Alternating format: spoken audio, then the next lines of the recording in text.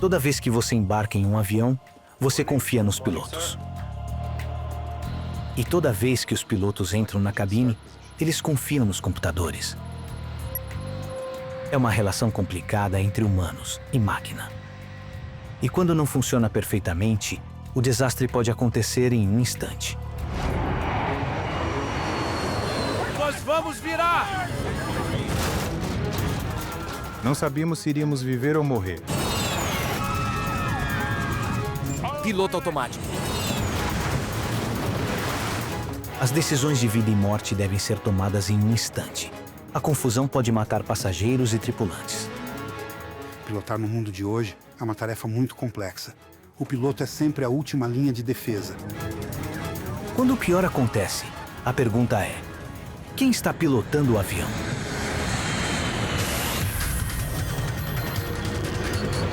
Mayday! Mayday!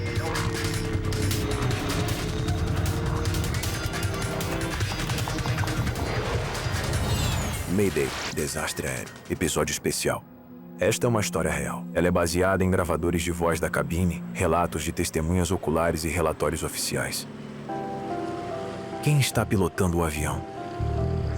É pouco depois das 8h30 da manhã em Sanford, Flórida.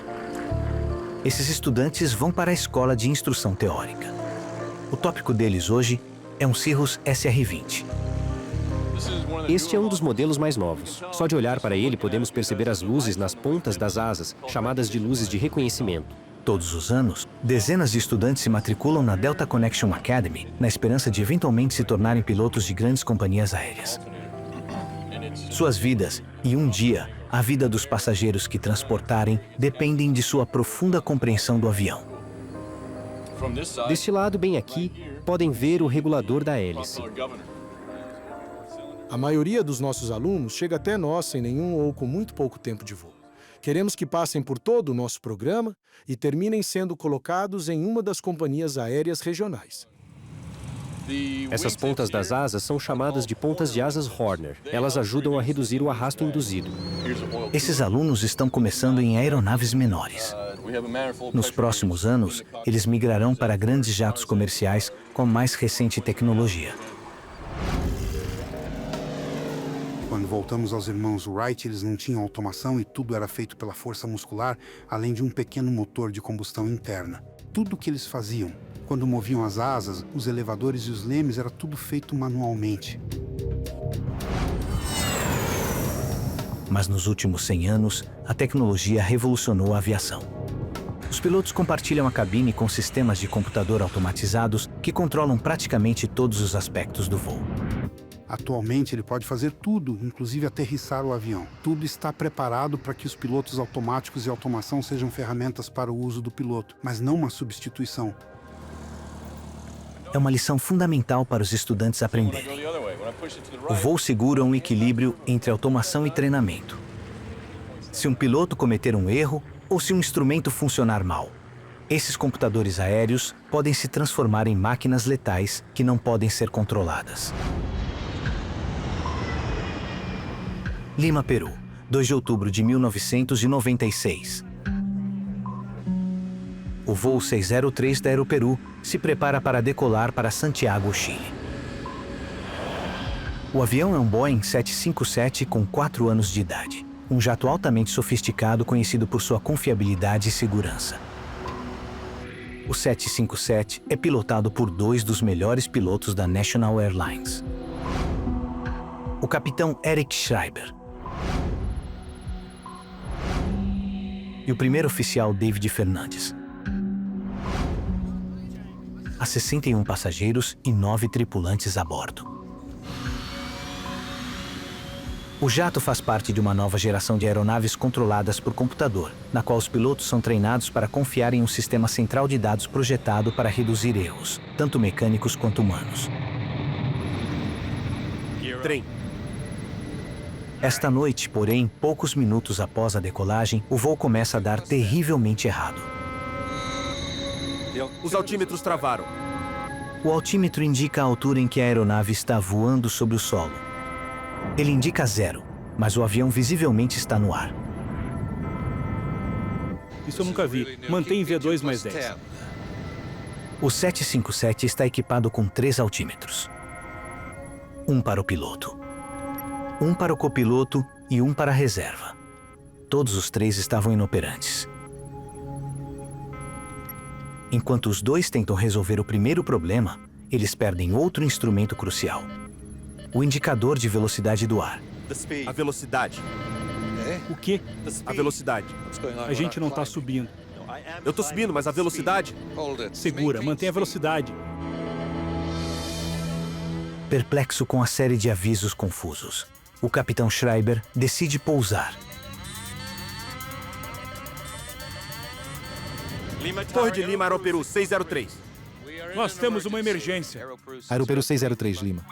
Estamos declarando emergência. Estamos sem os instrumentos básicos, sem altímetro e sem indicador de velocidade. Declara emergência.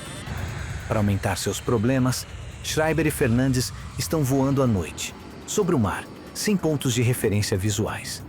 Sem poder confiar em seus instrumentos, os pilotos estão voando às cegas. Dava para controlar o avião. Mas primeiro você tem que diagnosticar o que está errado. E é muito fácil para a gente olhando agora, eu sentado aqui na minha cadeira, em um dia tranquilo dizer, é isso que ele deveria ter feito. Mas numa noite fria e escura, com sinais e alarmes disparando, é muito difícil você analisar todas essas informações contraditórias que você está recebendo. Sem poder confiar em seus instrumentos, os pilotos precisam depender de informações do solo. Pode nos dar a velocidade do ar, por favor, se estivermos no radar? Sim, afirmativo. Nos últimos 10 segundos parece que Você está subindo ao nível 6.000 a 35 km ao sul no rumo 195. Ok, é o que eu tenho aqui. A gente está na rota 190 e temos 7.000 pés no altímetro. Sim, correto. Agora está chegando a 7.000. Mesmo quando tentam retornar ao aeroporto, o caos na cabine de comando piora. Os sistemas avisam que eles estão acima da velocidade. Excesso de velocidade. Eles estão voando rápido demais. Estende os freios aerodinâmicos. Agora soa o aviso de stall.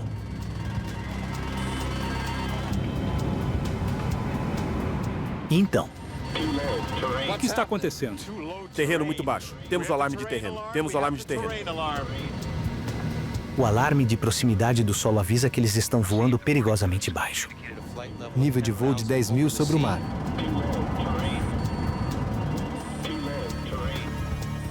Não tem uma lista de verificação para quando você recebe 7 ou 8 alertas de uma vez, como eles receberam, e não tinha como desligar. A altitude é de 9.700. 9.700. Correto. Tem alguma referência visual? 9.700, mas está indicando terreno muito baixo. Tem certeza que a gente está a 80 km no radar? A tripulação é bombardeada com avisos conflitantes. Eles não sabem em qual deles acreditar.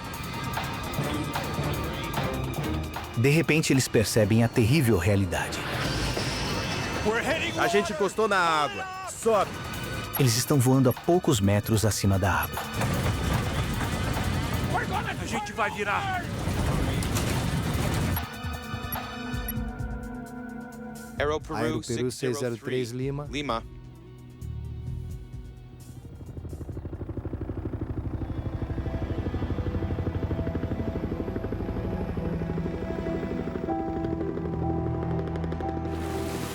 Não há sobreviventes do voo 603. Tudo porque algo fez com que os computadores de bordo ficassem totalmente desordenados. Procurando nas águas do Pacífico, os investigadores conseguiram encontrar os gravadores de dados. Era evidente que eles de fato estavam enfrentando problemas com a velocidade e a altitude. No 757, dispositivos chamados tubos pitot-estáticos medem a velocidade do ar e a altitude. Eles são pequenos sensores externos que transmitem essas informações aos sistemas computadorizados do avião.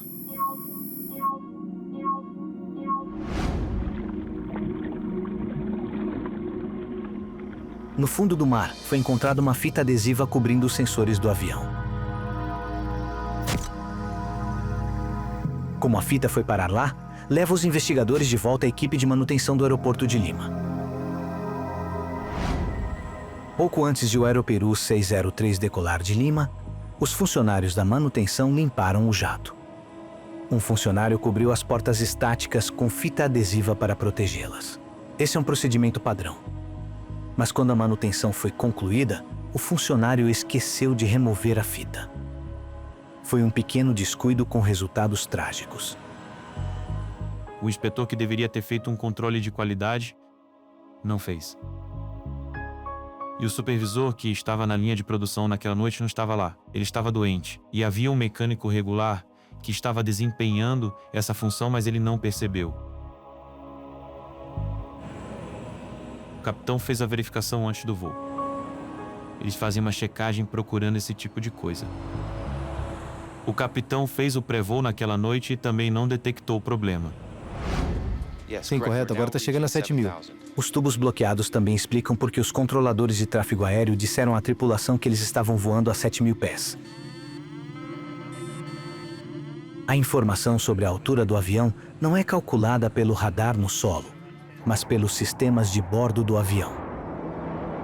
A partir de 7.000 pés, o avião começou a descer lentamente, mas os sistemas de bordo não conseguiram detectar isso. E o controlador de tráfego aéreo não tinha como saber que a altitude indicada em seu sistema estava errada.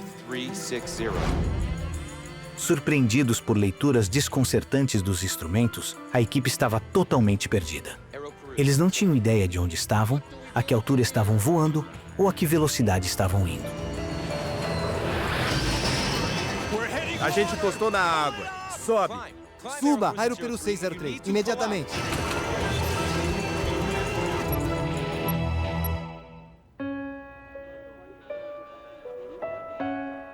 O Aeroperu foi uma lição mortal sobre como os pilotos se tornaram dependentes de seus sistemas de voo automatizados e como eles podem ficar desamparados quando os sistemas são prejudicados. Os alunos de pilotagem precisam entender a tecnologia complexa que está no coração de seus aviões. Quando algo dá errado, eles precisam saber quem está no controle. Porque até mesmo um piloto experiente pode confiar demais em seus sistemas. E quando isso acontece, o desastre pode estar a apenas alguns segundos de distância. Certo, senhores. O que vamos fazer hoje é praticar decolagens rejeitadas para os cortes da V1. Incêndio no motor, falha do motor ou perda do controle. Na Delta Connection Flight School, em Sanford, Flórida, os alunos estão enfrentando o pior cenário, na segurança de um simulador. Nenhum piloto pode se formar a menos que possa lidar com problemas que talvez nunca tenha que enfrentar no mundo real. No curso que eu ensino, normalmente eles trabalham em equipe e ficam 26 horas no simulador, 13 horas em cada assento. A simulação pode agora apresentar problemas que são difíceis de apresentar no ar. Fazer isso com a simulação permite que ela seja repetida e, se o piloto se deparar com uma emergência, poderá fazer o mesmo. Isso se tornará quase uma questão de rotina. Ok, conexão 500, pronto para decolar. Pronto para decolagem, pista 4, conexão 500.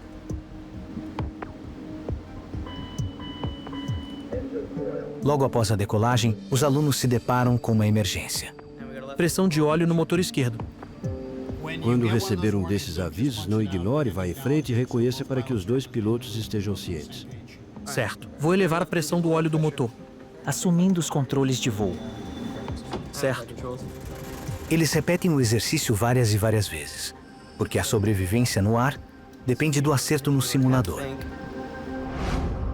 Em uma cabine de comando real, até mesmo um pequeno inconveniente pode se transformar em uma luta desesperada para salvar o avião. Em 19 de fevereiro de 1985, o voo 006 da China Airlines está caindo. Sem resposta! Está 18 nós e caindo! Um dos motores falhou. Sem resposta! Seus instrumentos parecem não fazer sentido.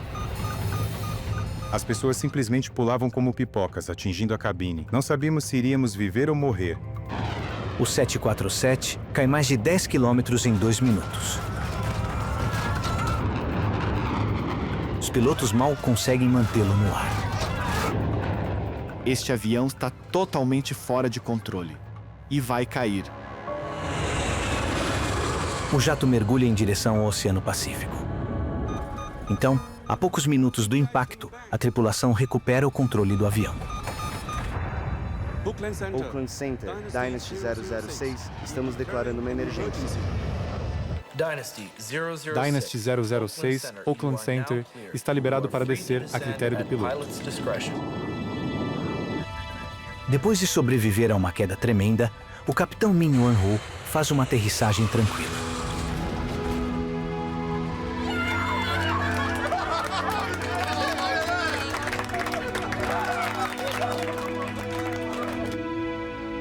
Ele foi um herói e salvou nossas vidas. Achávamos que ele era um herói e agora tudo estava bem. 24 passageiros sofreram ferimentos leves. Um membro da tripulação foi hospitalizado e logo recebeu alta. Mas o 747 parece ter passado por uma zona de guerra. Partes de todo o avião foram arrancadas. Como se um tornado tivesse passado por ali ou um guindaste tivesse arrancado pedaços dele. Os investigadores logo perceberam que os danos não eram a causa dos problemas, mas, na verdade, ocorreram durante a queda brusca do avião.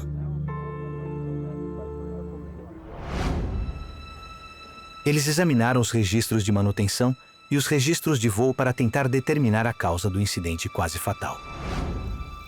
Dentro do avião, os investigadores encontram uma válvula desgastada, o que levou diretamente à falha do quarto motor do jato. Mas isso não deveria ter feito com que o avião caísse do céu. O motor 4 parou. A perda de impulso em um avião de 4 motores é um evento menor.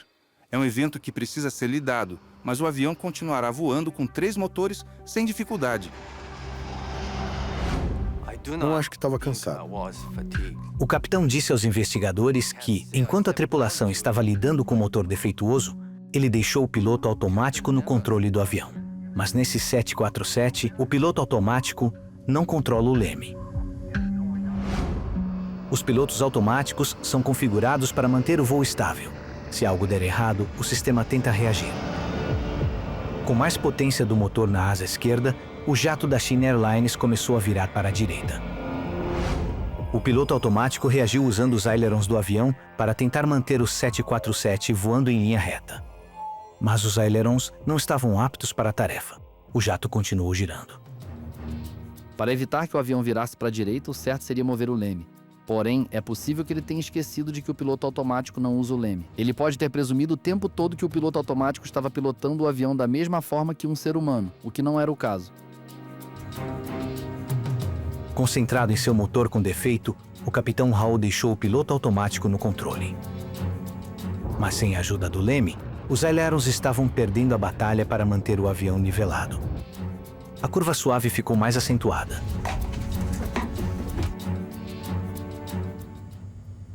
O avião começou a perder velocidade, e no final foi aquele pequeno erro de pilotagem, a falha em pisar no pedal do leme esquerdo, que desencadeou todo o resto. Estamos nos inclinando para a direita, capitão. Velocidade do ar 230. Enfrentando problemas cada vez maiores, o capitão finalmente assume o controle total de sua aeronave. Estamos inclinando para a direita. Desativando o piloto automático.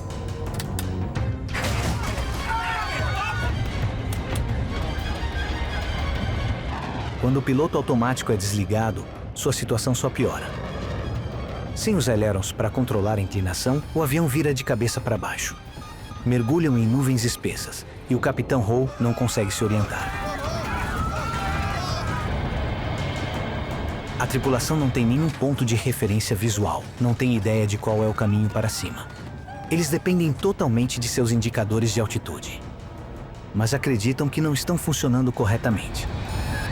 Perdi o indicador de altitude. Os indicadores estão com defeito! Está saindo do limite! Mas os instrumentos não estavam com defeito. Eles disseram à tripulação a verdade inacreditável. Eles estavam caindo em direção ao Oceano Pacífico. Eles não conseguiam acreditar no que estavam vendo, pensaram que tinham perdido os instrumentos de altitude. Mas não haviam perdido. O avião estava, de fato, caindo. Podíamos ver estudantes, todas essas pessoas que não estavam com o cinto de segurança estavam voando.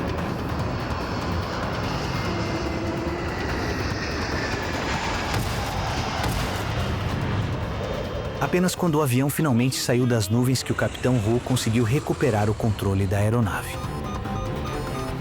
Consigo ver o horizonte. Porque agora ele tem uma referência visual.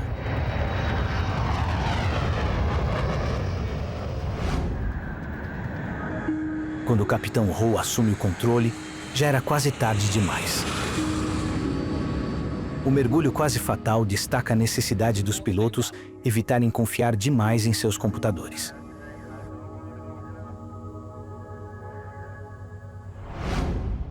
O que a automação fez, de certa forma, foi levar os pilotos a deixarem de ser controladores práticos da máquina para serem monitores do que a automação está fazendo com a máquina.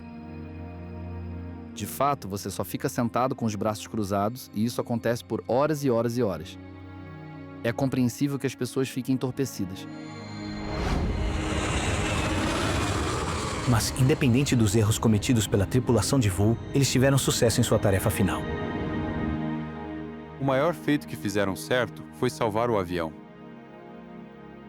E a princípio, isso é tudo o que precisam fazer bem. Precisam salvar o avião e salvar os passageiros. E foi isso que eles fizeram. Os alunos de pilotagem praticam emergências repetidamente para garantir que, quando ocorrer um desastre, eles o resolvam de forma correta. A automação é um grande auxílio para voos de longa distância. Mas, se a equipe não tiver total entendimento de como o avião funciona, pode se encontrar rapidamente em uma situação sem escapatória. Piloto automático acionado? Acionado. 10 anos após o acidente com a China Airlines, outra tripulação está confusa por um piloto automático mais complicado e não consegue assumir o controle até que seja tarde demais.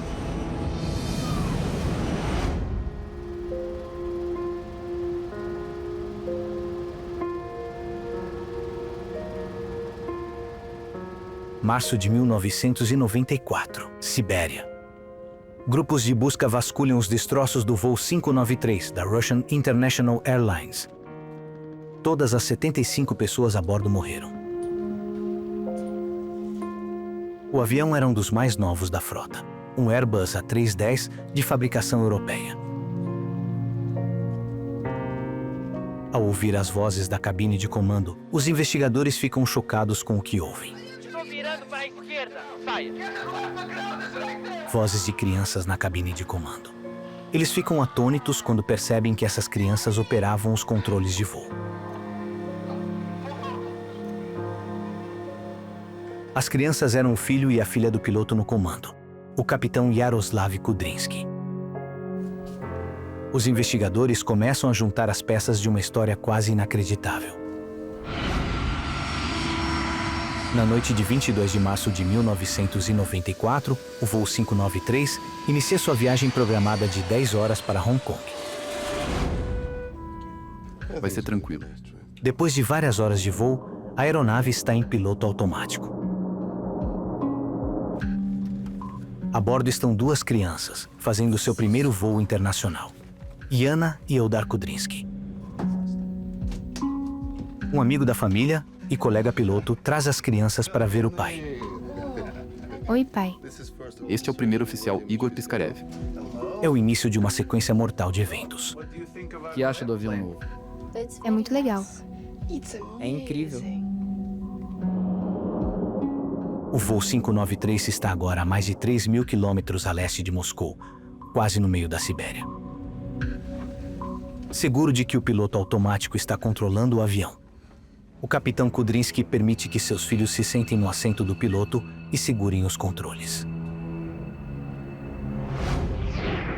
Ao contrário do 747 da China Airlines, o piloto automático mais sofisticado desse jato pode controlar todas as partes do avião, inclusive o leme.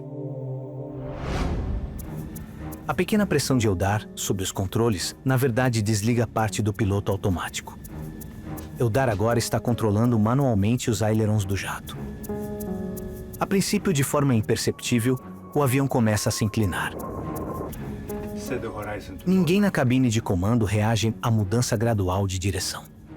E o próprio design do avião esconde o fato de que o jato está à beira do desastre. Outra peculiaridade do avião é que ele não possui um alarme sinalizando o desengate do piloto automático no canal de listagem. Enquanto nossos aviões russos têm um alarme que soa nesse caso. O piloto automático ainda está controlando as outras funções do avião. Apenas os ailerons estão nas mãos do Eldar. Mas isso é suficiente para afetar o avião.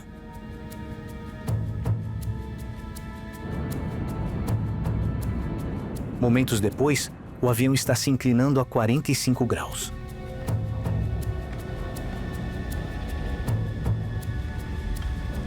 A força da curva empurra todos para seus assentos. Pessoal!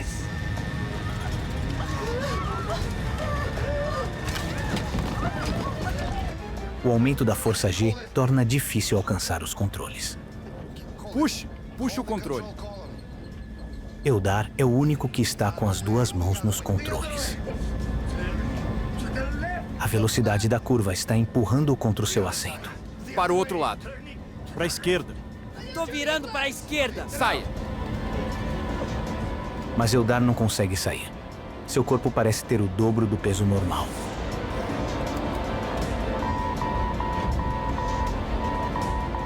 De repente soa um alarme. O piloto automático está sendo desligado. Quando o jato atinge uma posição tão extrema, o piloto automático é projetado para se desligar completamente. É um recurso de segurança que coloca o piloto de volta no controle. Mas nesse caso, um adolescente está no assento do capitão. O avião começa a mergulhar em direção ao solo. Para a esquerda, tá caindo! O avião mergulha em uma velocidade incrível a mais de 200 metros por segundo. Para os passageiros, é como um elevador cair de repente sob seus pés. Saia! Saia! O capitão Kudrinski luta para voltar ao assento do piloto.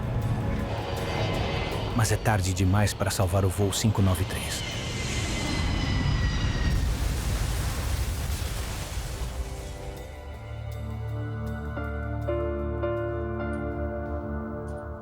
Como no incidente da China Airlines quase uma década antes.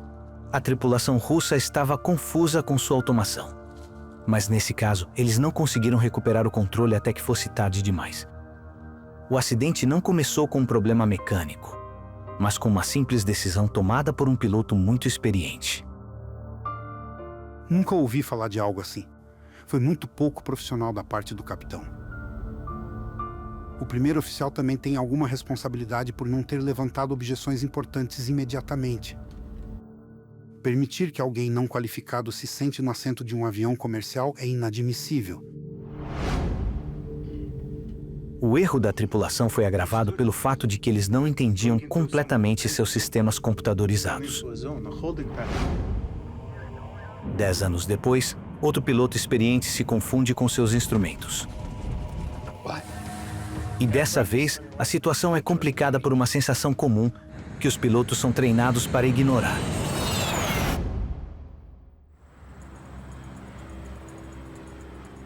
Paul Mauro é instrutor da Delta Connection Academy na Flórida. Seu trabalho é colocar os alunos em situações extremamente desconfortáveis e depois fazê-los aterrissar em segurança. A recuperação de transtornos é um exercício que um aluno faz para que ele consiga recuperar sua aeronave de uma altitude incomum ou de um transtorno, como turbulência fraca, cisalhamento do vento, stall não intencional. Faremos uma passagem de baixo nível e desceremos até a borda da pista. Em seguida, mais ou menos na metade da descida, vamos nos separar e demonstrar a rapidez com que podemos colocar a aeronave em uma situação de nariz alto. Nesse ponto, estamos experimentando, na primeira parte do levantamento, a carga G máxima nessa curva. Estamos atingindo cerca de 6,5 de G para essa puxada.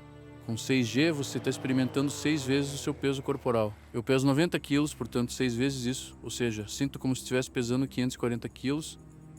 Parece que estou sendo espremido e que seu rosto está descascando. Mas depois que você se acostuma, é divertido. Em uma situação rigidamente controlada, com um instrutor no assento ao lado. um aluno aprende a lidar com sensações físicas intensas que podem desorientar e confundir. Os pilotos precisam superar essas sensações e até mesmo ignorá-las. Confiar no que seu corpo está lhe dizendo pode ter resultados fatais. –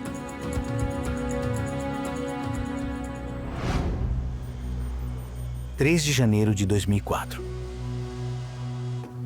Um voo fretado da Flash Airlines está se preparando para partir do popular resort turístico de Sharm el-Sheikh, no Egito. 148 pessoas estão a bordo. Bom dia, senhoras e senhores. Em nome do Capitão Kader e de toda a sua tripulação, damos as boas-vindas aos senhores a bordo do Boeing 737-300 da Flash Airlines. O capitão é Kaider Abdullah, de 53 anos, ex-oficial da Força Aérea Egípcia. Ele tem mais de 7.000 horas de experiência de voo. Céu limpo e sem nuvens. Na escuridão antes do amanhecer, o capitão Kaider e sua tripulação executam uma decolagem suave. Voando manualmente, eles ainda não acionaram o piloto automático do avião. Mas enquanto ainda estão subindo, o plano de voo já está começando a se desfazer. À direita, senhor. O quê? O avião está virando à direita. Para a direita? Mas como?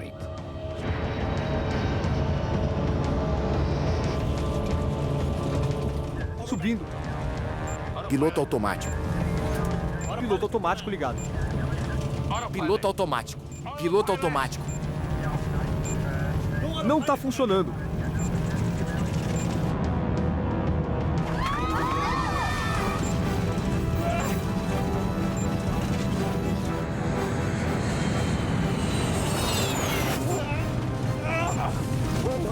Meu Deus.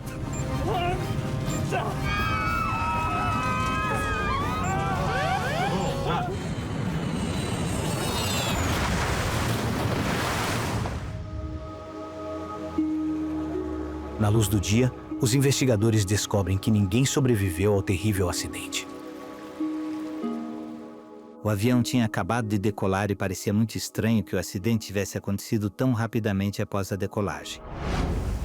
Investigadores americanos e franceses se juntam às autoridades egípcias na busca. Levou 2 semanas para encontrar e recuperar os gravadores de voz da cabine e de dados de voo. Os investigadores exploraram dezenas de possibilidades, incluindo a ideia de que o acidente foi causado por vertigem. A vertigem é uma condição fisiológica e tem como base o ouvido interno. Em um oceano escuro, sem um horizonte visual definido e sem luzes no solo, o piloto pode não ser capaz de perceber visualmente se ele estava voando para cima, para baixo, para a esquerda ou para a direita. E se o fluido em seu ouvido interno estivesse movendo, ou se ele inclinar a cabeça, isso pode induzir uma sensação fisiológica que pode fazer com que o piloto acredite que o avião está voando reto e nivelado, quando na verdade está virando. Entendido. Virar à esquerda para estabelecer 306 VOR. Enquanto o avião se inclinava sobre o Mar Vermelho, começou a se desviar lentamente do curso.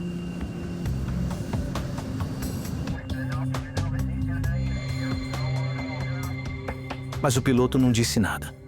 Parece que ele não está ciente das mudanças em sua trajetória de voo. Certamente é uma situação de carga de trabalho muito alta. E quando não há pistas visuais do lado de fora e está sobre um território sem características e sem luzes, você, como um piloto profissional, deve estar totalmente ciente do fato de que essa é uma situação em que existe a chance de ficar desorientado. Não se sabe exatamente o que o capitão percebeu. O que se sabe é que sua roda de controle avançou lentamente para a direita. Virando para a direita, senhor. O quê? O avião está virando à direita. Mas como? Nesse caso específico, o piloto não só está tentando pilotar o avião e entender o que está acontecendo, mas também está fazendo um exercício mental, pois as expectativas são de uma direção. Mas o primeiro oficial está lhe dizendo algo totalmente diferente. Mesmo com todas as informações conflitantes que ele estava recebendo, os investigadores descobrem que o capitão Kaider quase recuperou o controle do avião. É interessante que a recuperação começa quando o avião vira em direção ao litoral. As luzes na costa teriam dado aos pilotos uma visão clara e inconfundível da altitude da aeronave. Esse é o momento em que a desorientação desaparece e é o momento em que a recuperação começa. Infelizmente, não há tempo suficiente para salvar o avião. O fato trágico é que o capitão Kaider tinha todas as informações necessárias para salvar o avião bem na sua frente. O que é importante quando se está sofrendo desorientação espacial ou vertigem é depositar confiança absoluta em seus instrumentos, que eles estão lhe dizendo a verdade, e que qualquer que seja a sua sensação é uma limitação humana. Confie nos instrumentos. Essa é uma lição ensinada todos os dias na Delta Connection Academy. Brian Patrícia é um dos muitos alunos que desejam pilotar jatos comerciais de passageiros. É uma meta que ainda está a anos de distância. Devo levar de 5 a 6 anos em uma companhia aérea regional antes de passar para as grandes companhias. É uma jornada típica. Os membros da tripulação sênior das companhias aéreas internacionais geralmente têm milhares de horas de voo, mas cada um deles começou com nenhuma. Há um ditado muito antigo que diz que assim que sentir que não está mais aprendendo com a aviação, caia fora, porque irá te prejudicar. O treinamento é contínuo e é parte essencial de um voo seguro. A razão pela qual temos o nível seguro de voo que temos hoje é, em grande parte, devido à adequação e à integridade do treinamento. Confiar em seus instrumentos, confiar em sua automação, é um dos aspectos mais fundamentais da segurança de voo. Insira a chave de ignição, ligue as hélices e, por fim, ligue o motor.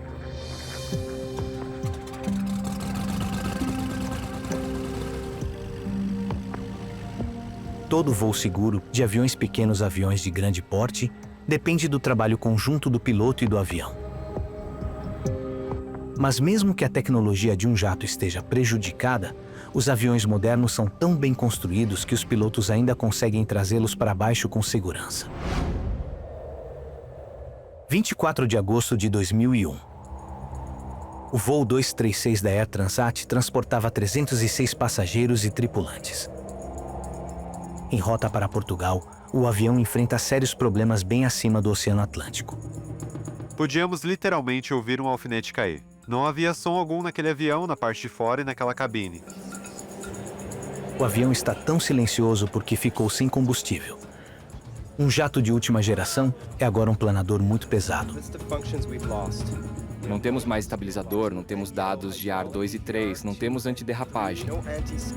A tecnologia que normalmente mantém os aviões voando abandonou a tripulação. O jato está a 10 km no céu, sem os instrumentos mais essenciais.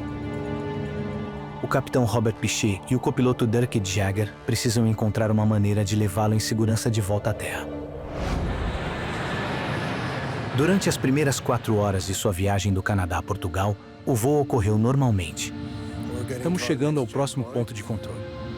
A cada 30 minutos de travessia do Atlântico, a tripulação verificava sua posição e seu consumo de combustível em relação ao plano de voo. 1.2 à esquerda. Apesar dos sistemas computadorizados, alguns procedimentos, como a verificação do combustível a bordo, são feitos manualmente. Verificação completa, níveis normais. Ok.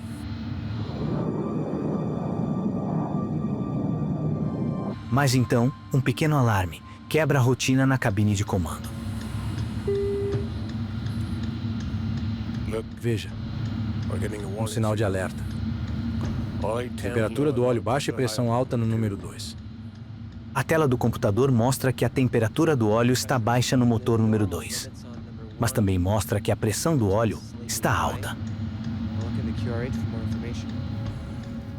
Uma indicação de baixa temperatura do óleo normalmente indica algum sensor ruim. Não é comum as temperaturas do óleo diminuírem, elas aumentam. Uma temperatura baixa do óleo não seria motivo de preocupação. A alta pressão do óleo é uma indicação muito estranha.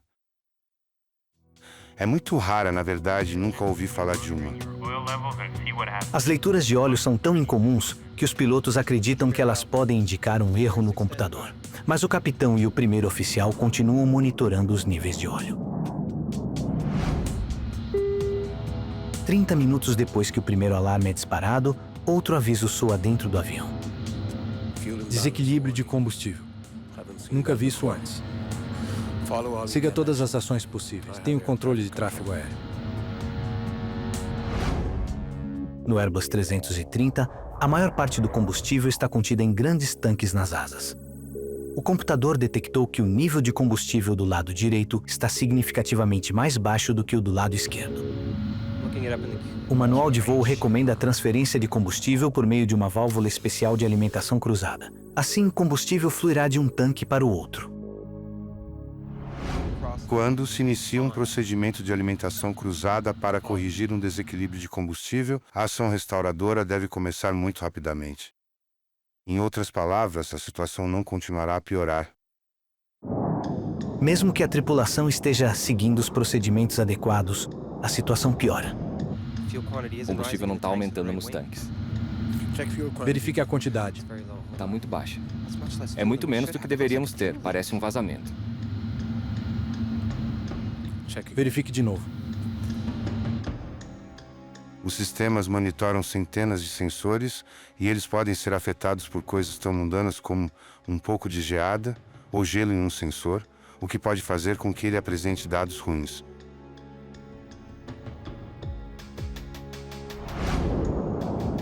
Mas, na verdade, a leitura é precisa.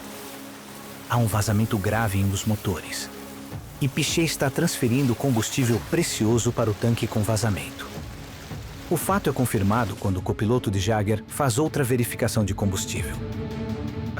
De acordo com os medidores, todos os tanques da asa direita estão muito abaixo do nível em que deveriam estar, segundo o plano de voo, e não há quase nada nos outros. E o tanque de compensação? Também não tem nada.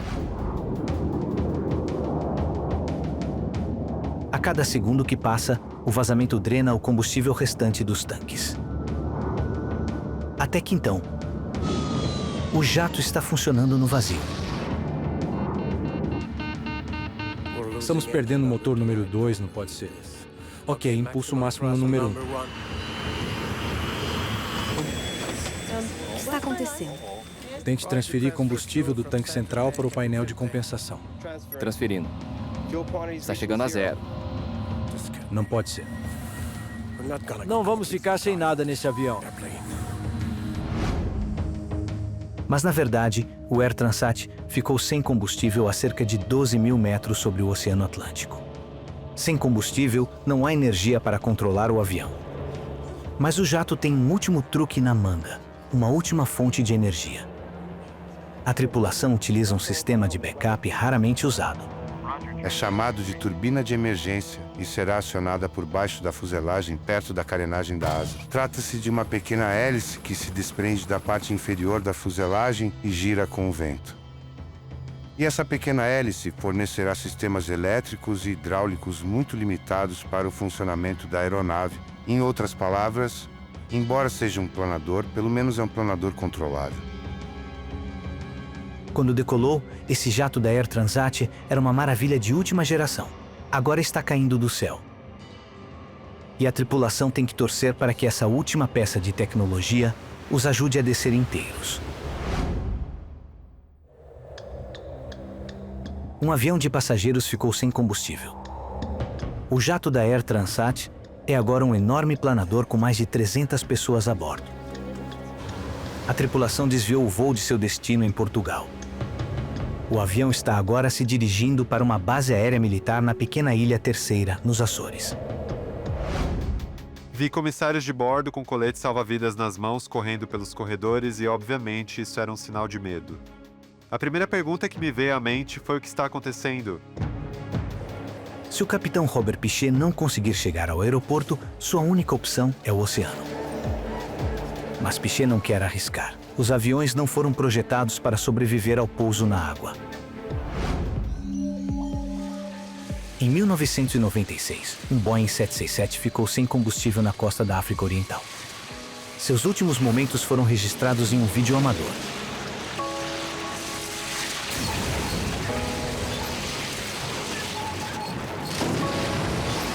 Das 175 pessoas a bordo do jato da Ethiopian Airways, apenas 50 sobreviveram. Sem controles vitais, o capitão Piché e o copiloto Dirk de Jager tiveram que confiar um no outro como nunca antes. É difícil imaginar que um avião comercial fique sem combustível com todas as salvaguardas e redundâncias. E essa tripulação enfrentou isso junta. Slots abertos. O próprio design do avião impede que ele caia como uma pedra. Mesmo sem motores, o impulso do avião para frente lhe dá alguma sustentação. Ele está caindo rapidamente, mas ainda está voando. Qual a velocidade de pouso? Sem motor, sem flaps, a velocidade ideal de aproximação é de 170 nós. Estamos muito rápidos. Sim. A pista é muito longa. Mas no final da pista há um penhasco muito íngreme. Usando a potência disponível da turbina de emergência, o capitão Piché força o avião a fazer uma curva acentuada, tentando diminuir a velocidade.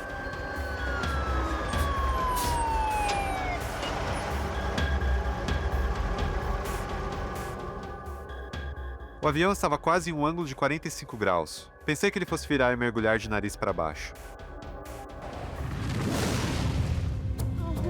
Pessoal, preciso que os senhores se preparem.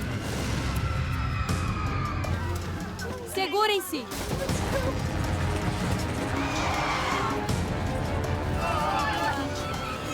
Os pneus estouraram!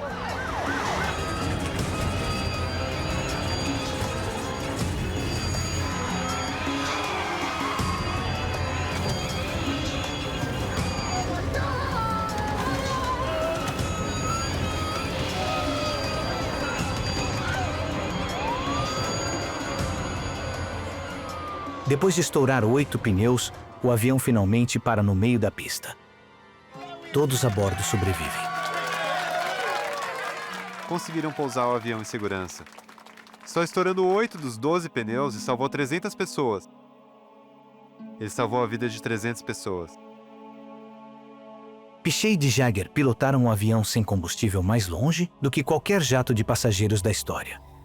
A notícia de sua notável conquista se espalhou pelo mundo. Você não tem tempo para pensar em mais nada. Só sabe que precisa cuidar da segurança do seu passageiro. Esse é o principal objetivo e como não tínhamos nenhum motor, o outro objetivo era fazer o pouso com segurança. Então, naquele momento, acho que a experiência entrou em cena. Os investigadores descobriram que o vazamento a bordo do jato havia sido acionado quando o motor direito foi substituído 5 dias antes do acidente. Temos que entender que houve um pequeno erro na troca da bomba. Nós a instalamos, mas depois alguns tubos precisaram ser conectados à bomba e houve uma incompatibilidade. O pequeno erro prejudicou essa máquina altamente projetada. Mas seu próprio projeto deixou os pilotos com controle suficiente para desviar o avião do desastre.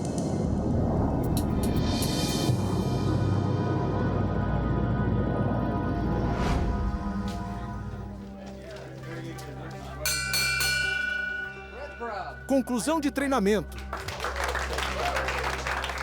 Na Delta Connection Academy em Sanford, Flórida, outro aluno concluiu o treinamento. Após 14 meses de treinamento, ele está a um passo de se tornar um piloto comercial. Não aceitamos todo mundo aqui na academia.